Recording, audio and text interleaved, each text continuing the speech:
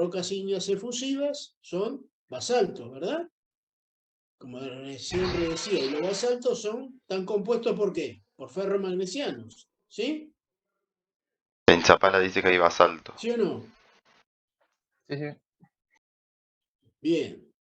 Entonces ahí tenemos un producto de una zona templada, fría, donde no hay intemperismo mecánico, perdón, no hay intemperismo químico porque no hay ni calor ni humedad.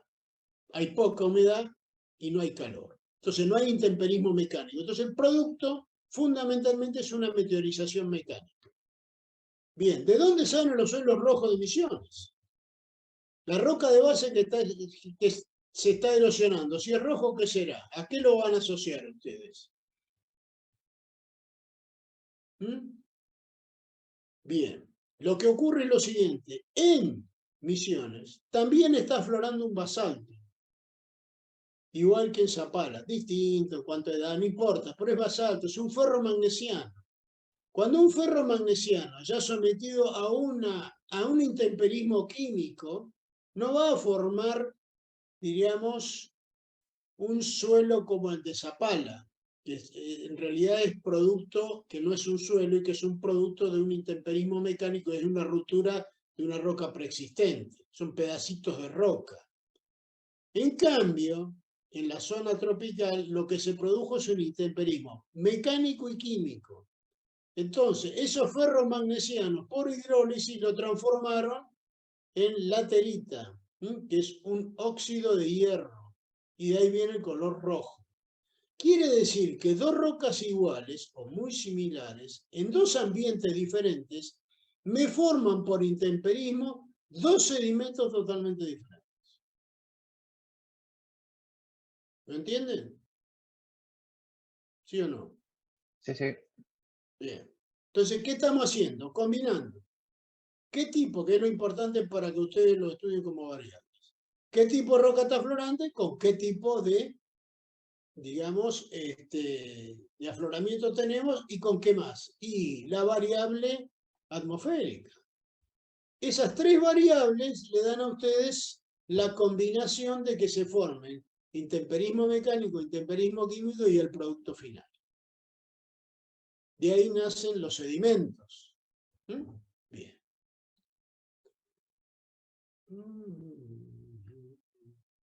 Entonces, intemperismo mecánico, intemperismo químico, intemperismo biológico. O meteorización, como ustedes le quieran llamar. ¿Hasta ahora hay alguna pregunta o no? ¿No?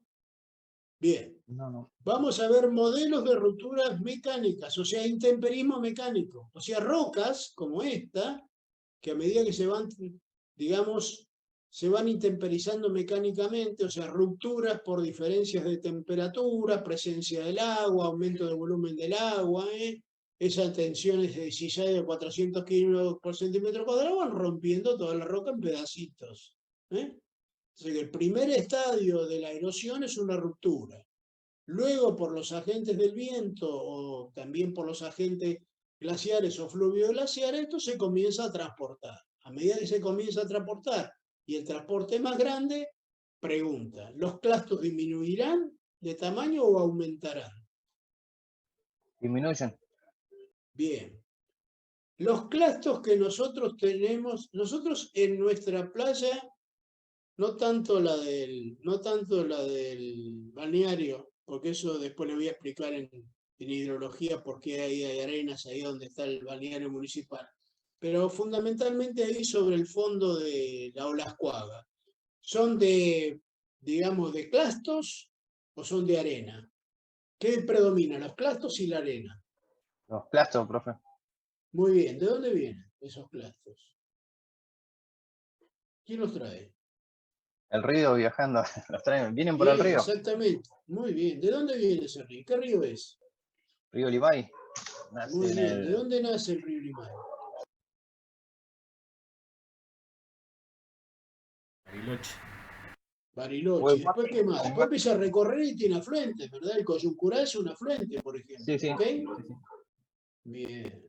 Muy bien. ¿En qué dirección viene el río Limay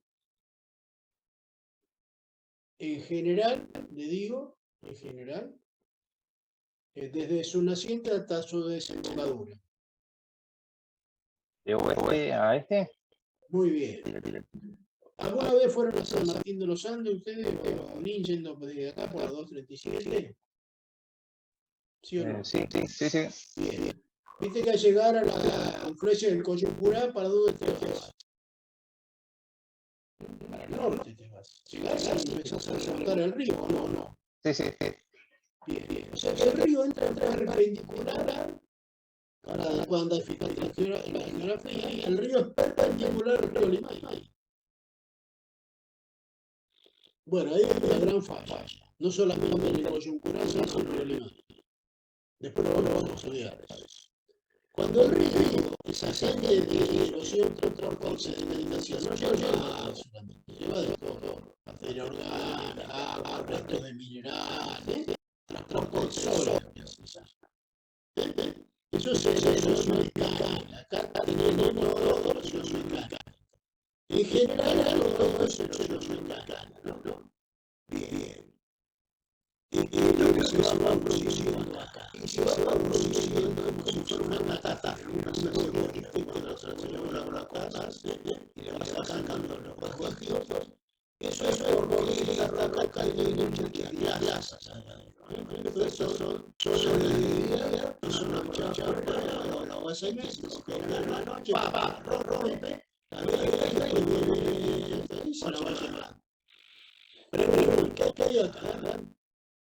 Acá hay rocas aflorantes, procesos de mineralización en marcha, ¿sí o no? Sí. Eso es el ahí ¿qué hay? ¿Eso es una roca aflorante, sí o no? Sí, una roca aflorante. ¿Esto es una roca aflorante, sí o no? Y no, eso está erosionado. Bien, perfecto, ya es cierto, lo que decís es muy bien, perfecto. ¿De dónde salió esto? De acá. Claro. Un pequeño transporte, ¿eh? Muy bien. Y esta también tuvo un pequeño transporte, ya se empezó a regar también. Porque esta también se va reventando, es como esta, traca, se rompe. Entonces, acá tenés el primer estadio de la erosión, donde predomina más la erosión propiamente dicho, la ruta, que el transporte. ¿Qué pasa? Que acá la energía del agua, para poner ya todo esto en suspensión, tiene que ser esto bastante chico, porque esta no la puede mover el agua. Entonces la tiene que romper cada vez más.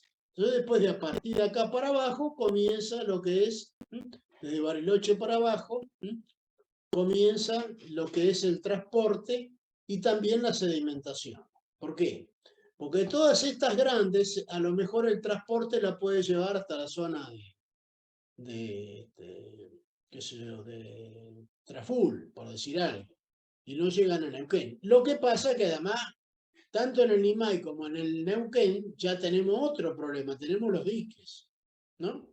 Entonces se ha producido una interrupción del proceso de sedimentación, que ese es otro tema del lado que lo vemos con los compañeros de ustedes de civil, ¿no? Es otro proceso. Pero no importa, en general ustedes tienen que pensar para comprender el proceso que hay erosión mecánica, fracturación, disposición, y viene un agente como el glaciar, que acá no tenemos ya que han estado, pero ya ahora no están, estamos en un periodo periglaciar, vienen los ríos, estado fluvio-glaciar, que ya pasó y ahora tenemos fluvial, y el río nos va trayendo todos estos sedimentos. La pregunta es la siguiente, los sedimentos que tenemos en Neuquén, ¿sí? Y se han sedimentado ahí en la costa que decíamos hoy, que son de un tamaño de grava y todo. A medida que luego de la confluencia con el río Neuquén se forma el río Negro, ¿sí? Para abajo, ¿los sedimentos van a aumentar de tamaño o van a disminuir? De tamaño estoy hablando. Disminuyen ahí de tamaño. ¿Por qué disminuyen? Es cierto. ¿Por qué disminuyen?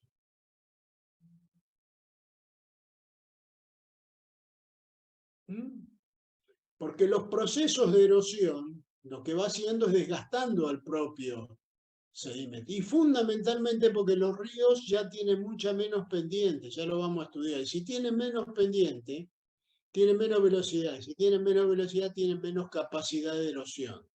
Entonces va a ir siendo sedimentando, ya lo único que les quede a lo último va a sedimentar el limos y las arenas cuando lleguen al mar, o sea, Viedma. Entonces, van comprendiendo lo que son procesos de ruptura mecánica. Bien. Pregunta. Acá tienen muchos ya rotos, ¿verdad?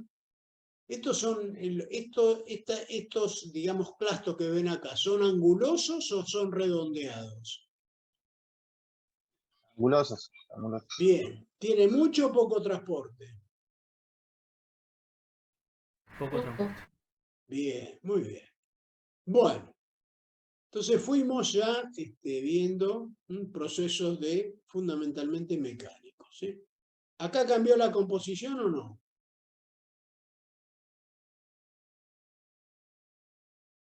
Vamos a suponer que esto que está aflorando es granito. ¿Qué composición tiene el granito?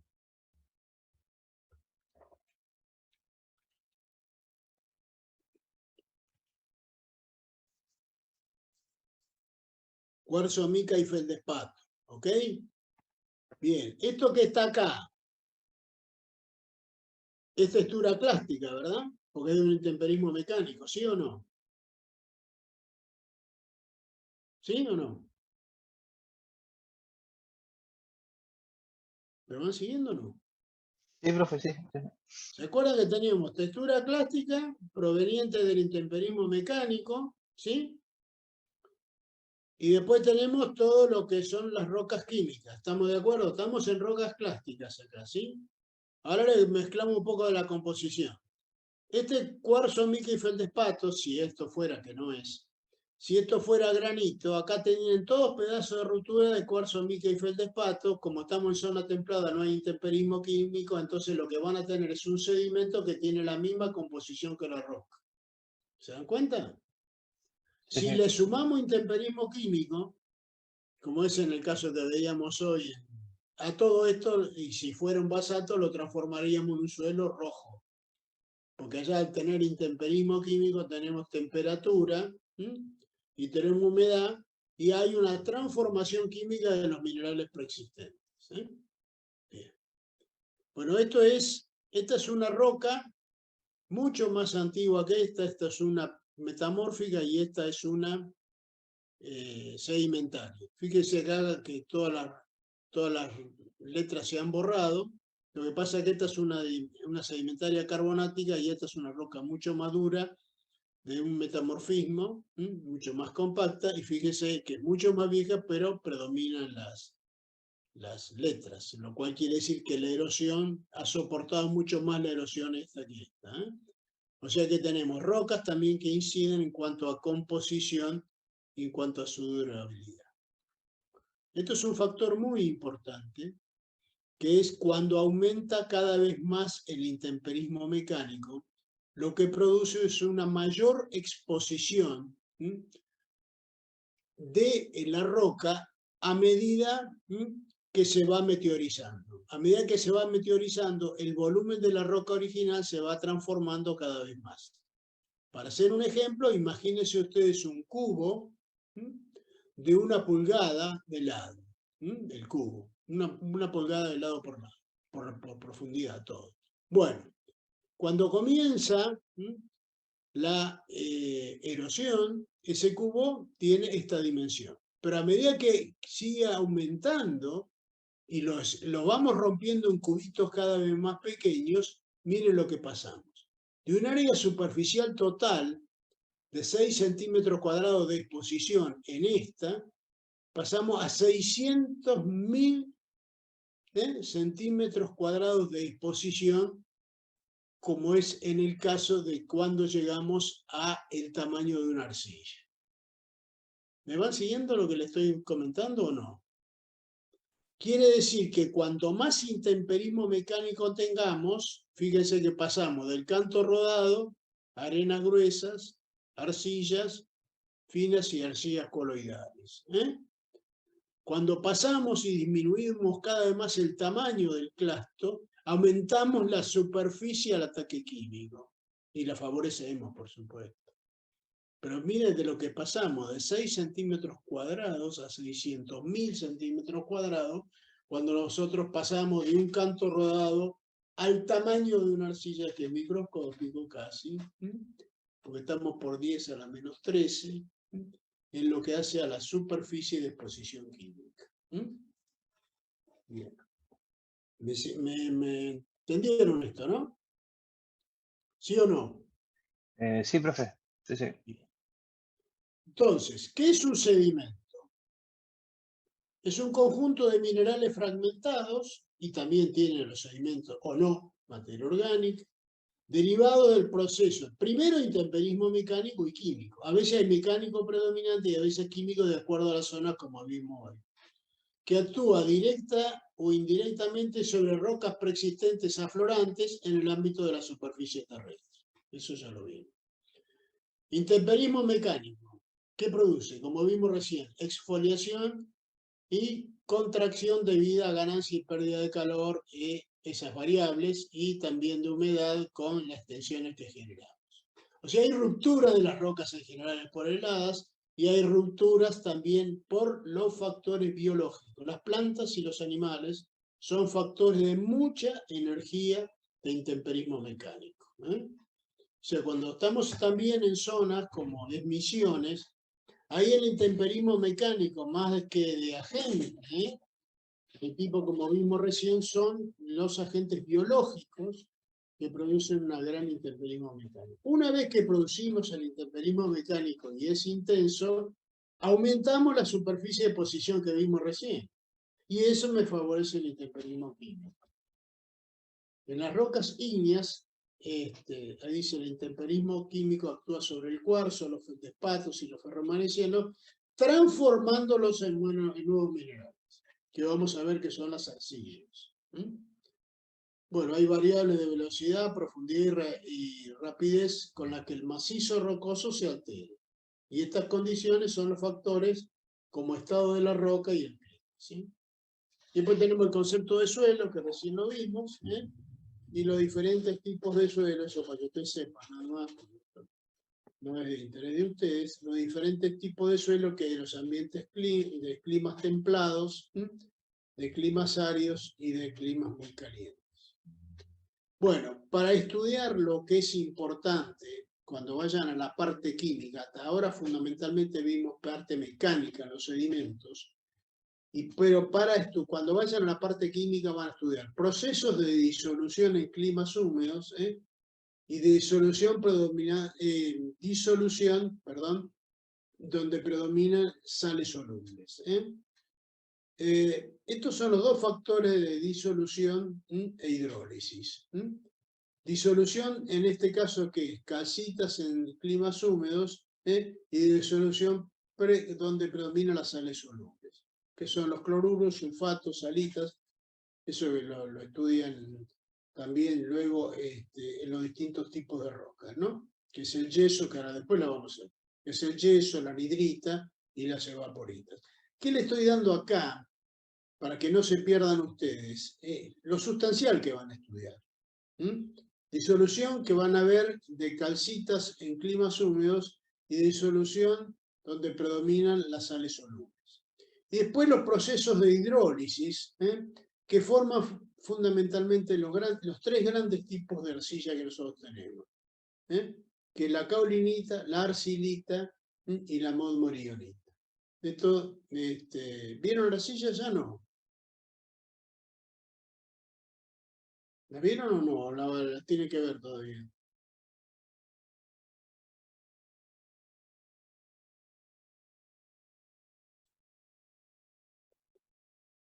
¿Nadie responde?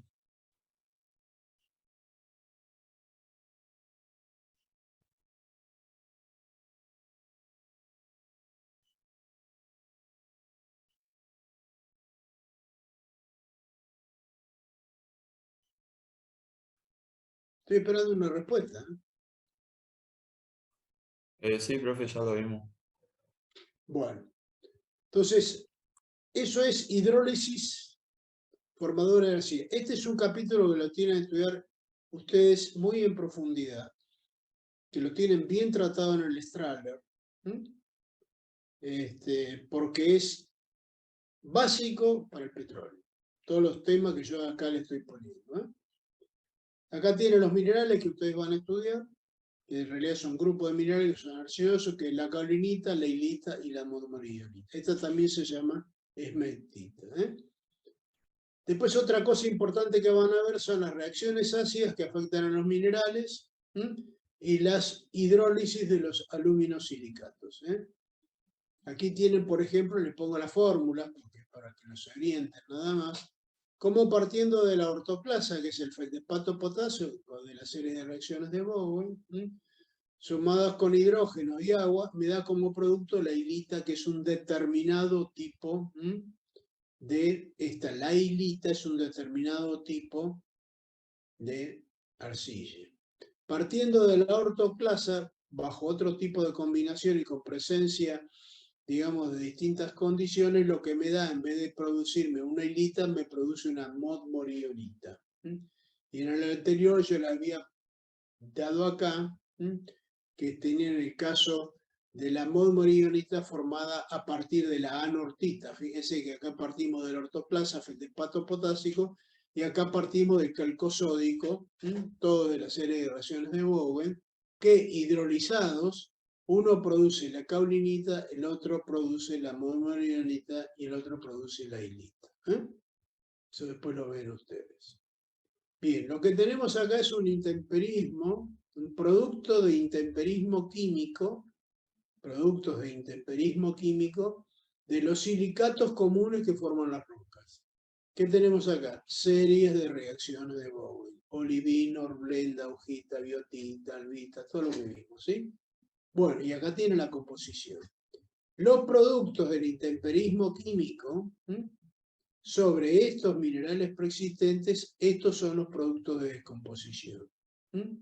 El cuarzo produce cuarzo, o sea, que no se altera, la ortoclasa produce arcillas, la albita y la anortita produce otro tipo de arcillas, y las biotitas y augita y violeta otro tipo de arcillas, hilita, caulinita y modmorionita.